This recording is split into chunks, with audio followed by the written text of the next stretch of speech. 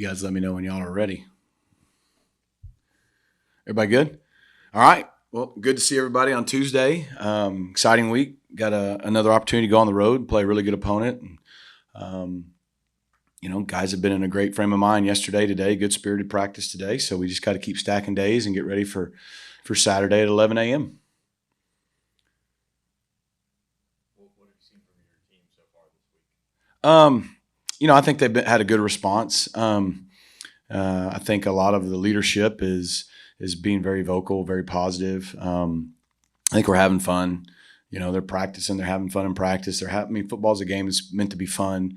And but like anything in life, sometimes you can get in a rut and maybe lose track of some of those things. I think we're in a really good place right now. Look, we got a hard challenge on Saturday, go on the road and win and against a good football team and at their place. But I think our guys' approach right now is really good, just in general. Like it's who we've been, it's who we are, it's who we need to be. And so I think they're playing for each other and they're working and they're trying to get ready to play the best we can on Saturday. This is always an emotional game, and especially this year with it being the last, you going on the road. How do you kind of handle all of everything that's around this game beyond just the football? Yeah, none of the stuff around this game affects this team. That's got to be the mindset. There is a lot of emotion around rivalry games when it comes to fan bases, but we can't play emotional. We got to play passionate. We got to play with intensity and toughness and together. And on the road, when it's kind of you versus everybody, you've got to have a different level of closeness, right? To get through the ebbs and flows of the game, because there are waves of emotion in the game, right? And you've got to stay steady through all of that. So yeah, if you make it emotional, then you're probably not going to play as good as you can. And so we've got to fight that. We can't get caught up in the emotion of it. We're playing a really good team on the road. We've got to worry about SMU. And if we play good SMU football, then we'll give ourselves a chance to win. Is it a good thing that for probably a good bit of this season, you have a lot of, hey, look at what we can do when we are focused on that team that, have shown the flashes. This is what we've got to do. Yeah. No, there's through 3 games, 12 quarters, there's been a lot of good and a lot of not good and a lot of what is going on, goes back to the reality is 42 of 85 guys are new. We've had probably more injuries in the first 3 games than we've had in our first 3 years at this point in the season.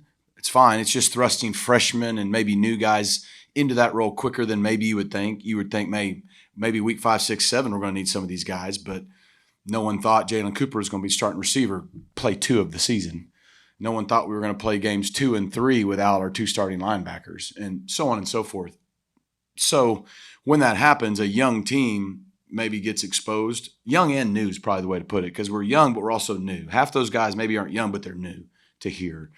And that's just the challenge everywhere in college football now. And so I think you've seen some good, but you've seen a lot of growing pains and stuff that we've got to grow up fast. We've got to get out of fast. I still believe this team has a lot of potential. I think that's what you see. But potential doesn't mean we've done it and gotten there yet. And so we've got to keep working hard to get to that point, because I do think this team has a chance to be a really good football team. We've proven that, in week 2 against a really good opponent for 3.5 quarters, we've looked really good and we didn't finish the job. And so now, and then the other 2 games, we've had a lot of ups and downs and sloppiness. So it's part of the process. It can be frustrating for coaches, players, fans. This game's hard. It's hard to win. But fortunately, we were able to win last week and go into this week with a win, and hopefully that'll continue to help us get where we need to get faster.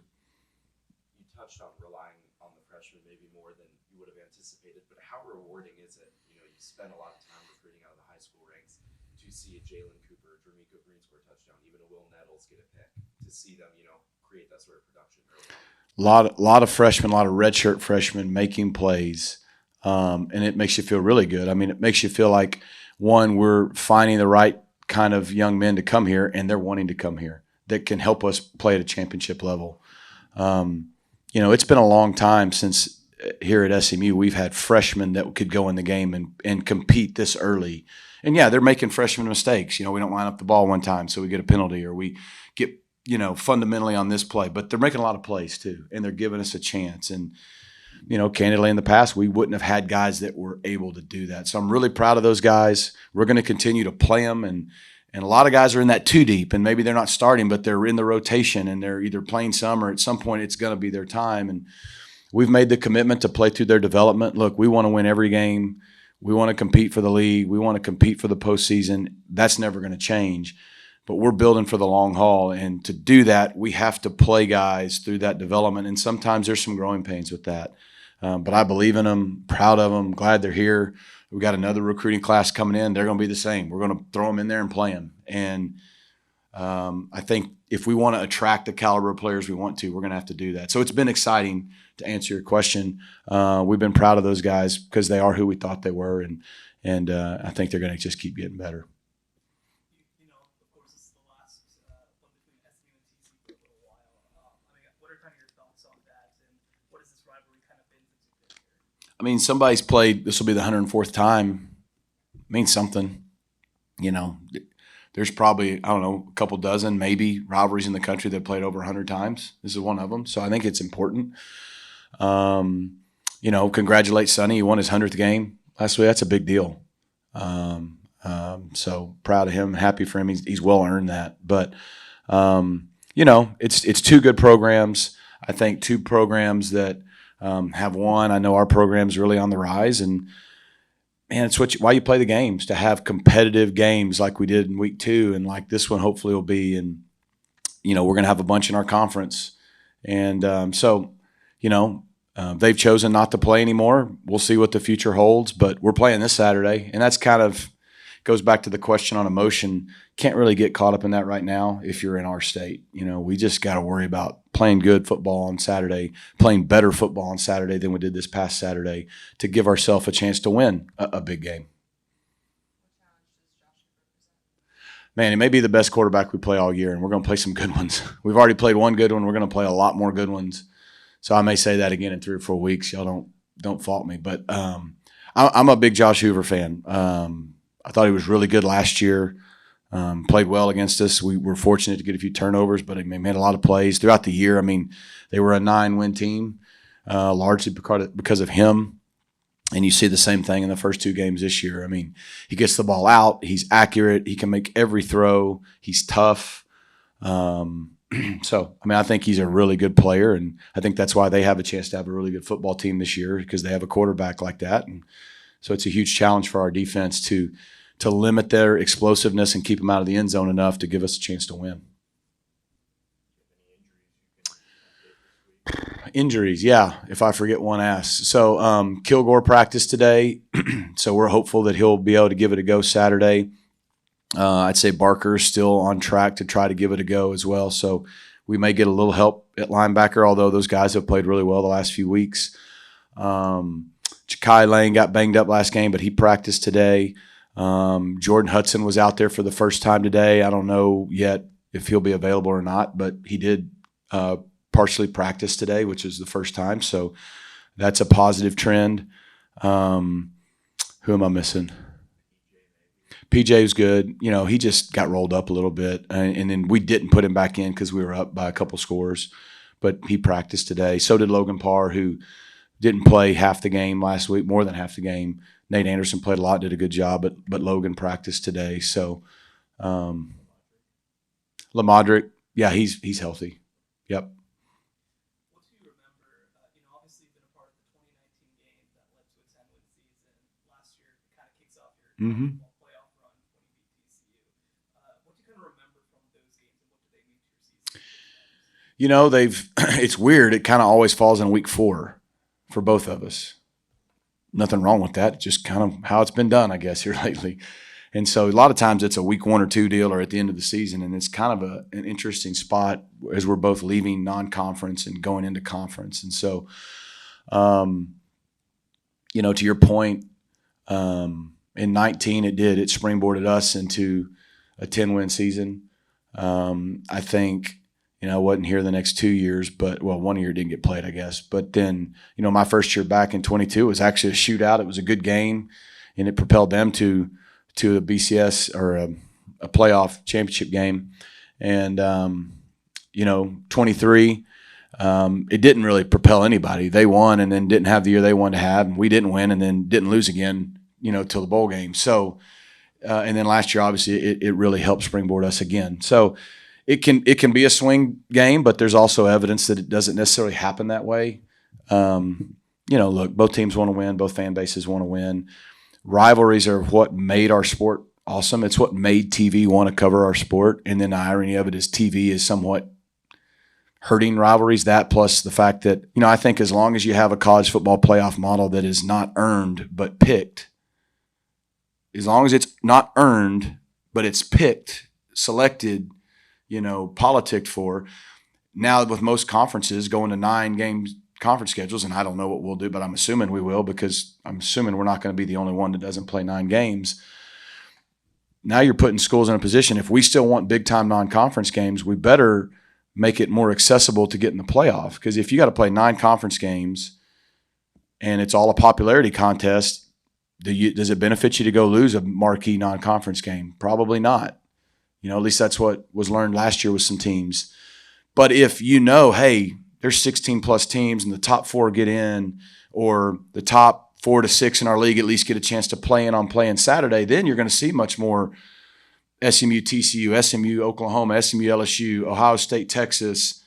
People are going to go play those games because they know, man, I can play those big marquee games. Good for the fans, good for TV, good for everybody. And then I have a chance in conference to really play my way in no matter what happens. But as it is today, that's not the case. A team like Clemson doesn't have a lot of incentive to play that LSU game anymore because they lose a tight 7-point game, and now they've lost 1 conference game and their back's against the wall. You know what I'm saying? So that's probably longer winded than you asked for, but it's an important game. It'll help either team who wins, but whoever team loses, they've got their entire conference slate ahead of them, and they're still playing for a lot. This is just what I've got at least seen, so maybe you guys dove into it deeper, but penalties kind of impacting those drives. Yeah. Yeah. You can ask it. Go for it. Okay. How do you guys address the penalties and just kind of, if you can, take us behind the scenes of what that is like? Yeah. Some of the penalties and how you try to fight against it. No, I assure you it's being addressed. It's always addressed. It's not like we just don't address it and then we start having penalties. I love a passionate fan base that gets angry about discipline. Trust me, no one's more angry than I am. There's also, you got to take discipline for what it is. There's lack of discipline, spitting on an opponent, hitting a guy in the helmet, celebrating, undisciplined penalties like that of emotion. There's no place for it. Lining up off sides twice, not acceptable. Not having a guy on the line of scrimmage for illegal formation or not snapping the ball on a false start. Those are undisciplined, unacceptable penalties, whether it's emotional or mental. Then there's another, if we had 12 penalties, that's ridiculous. That's unacceptable. And honestly, 11 of 12 probably could have been called, should have been called. I thought Zay's pick was really clean, but they called it. That happens in a game. But the other 11, I can't go, he shouldn't have called that. No. But what it is a lot of times is fundamental discipline. I'm blocking a guy, and I got to have my hands low enough that I don't slide up into his face mask and rip his face mask off. And now I got a 15 yards hand to the face on a 3rd and 2 where we got the first down. Now it's 3rd and 17. And then we are kicked way back and we miss a long field goal. That's a big deal. We break a run and we're going to block a guy, but because we maybe weren't playing with the effort we need to, or we didn't fundamentally get our body in the right position, we hit him in the back, and now it's a block in the back. You know what I mean? Pushing a quarterback at late that was bang bang, but they're going to protect quarterback. There's fundamental things, and there's a bunch of different ways discipline shows its face. It's not because guys don't care. It's not because we have a bad locker room, and it's definitely not because it's not being enforced. It was today. We had officials at practice. We had a couple penalties, and guys have accountabilities and up downs as a unit right after. The guys playing aren't trying to create penalties, but to your point, 12 for 130 is embarrassing. You can't win many games that way. That's why defensively they're 0 for 13 on 3rd and 4th down. They rushed for 50 yards, yet you still felt weird because we had 7 penalties and 2 or 3 of them extended drives. We would have been off the field. Offensively, you're stagnant. You have 400-something yards and you score 4 touchdowns because you'll go, and all of a sudden you're stepping back and it kills the drive. So, it's being addressed. It's been addressed. It'll continue to be addressed. Some of it is fundamental. Some of it's lack of mental and emotional discipline. Some of it's inexperience, and none of them are excuses that validate that kind of sloppy play if we want to win. And I'm going to go ahead and address it. Nobody asked.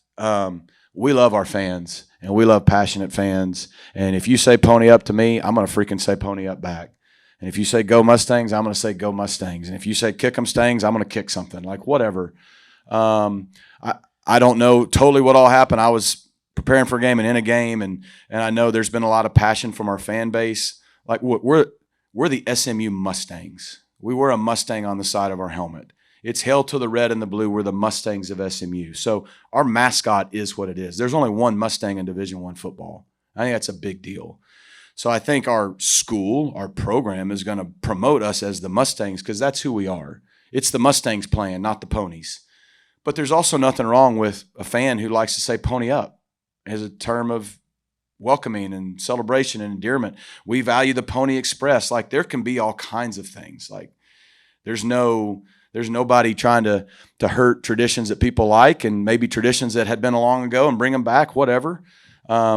But I just think the biggest thing is we are the Mustangs, and we need we're on the national stage now, and the branding needs to be SMU and the Mustangs, and there needs to be no gray area in that. But hey, man, if you say pony up, I'll give you a pony up right back. And but I don't even know what all's out there. That's just my 2 cents. It's all awesome because if you love the Mustangs, if you love to call us the ponies, and if you love something in between, you're still a fan of SMU, and you're on my team. Let's go. So.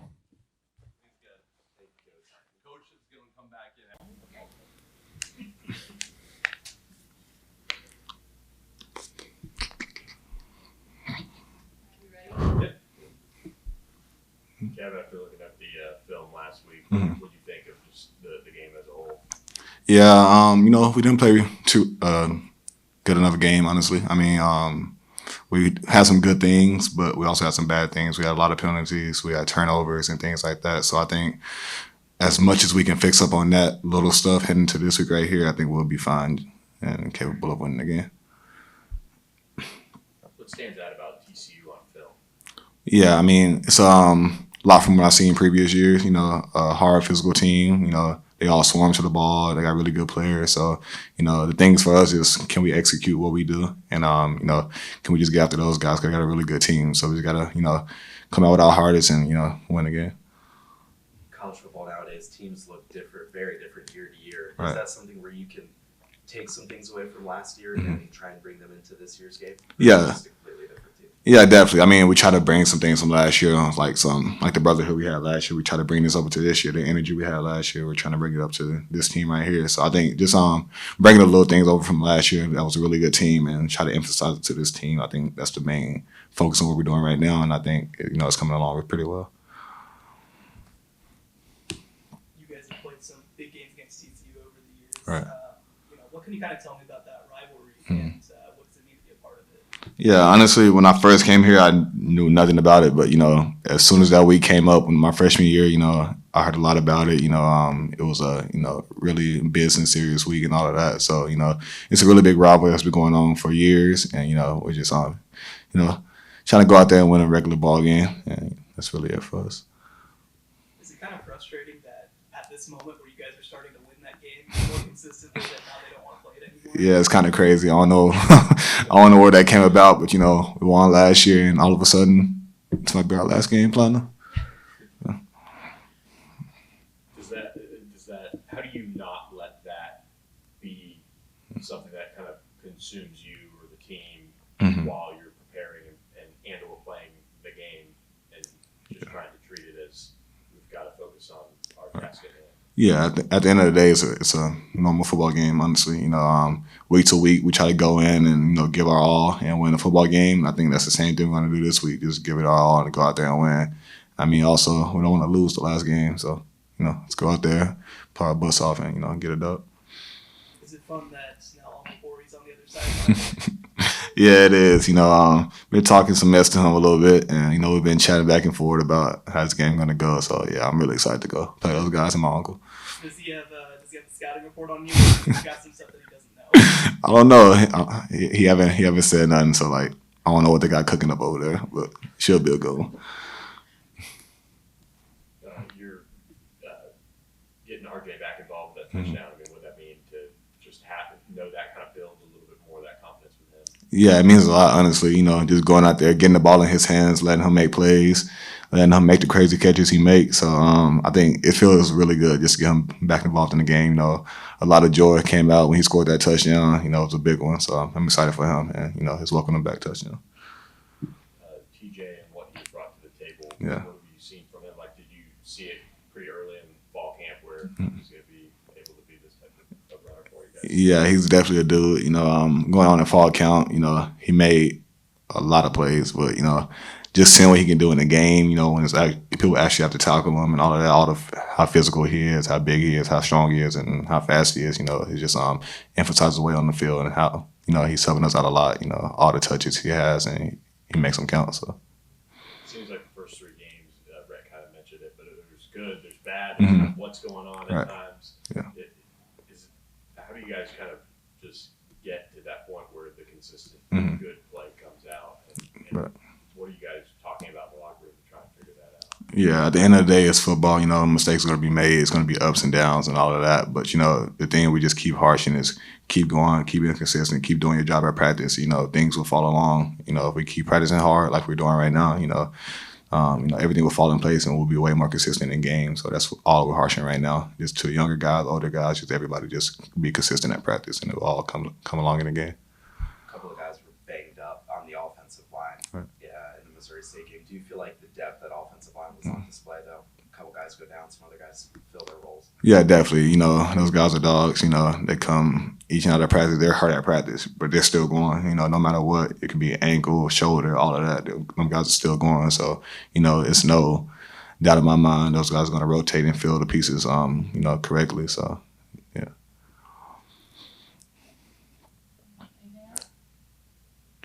Appreciate it. Thank you.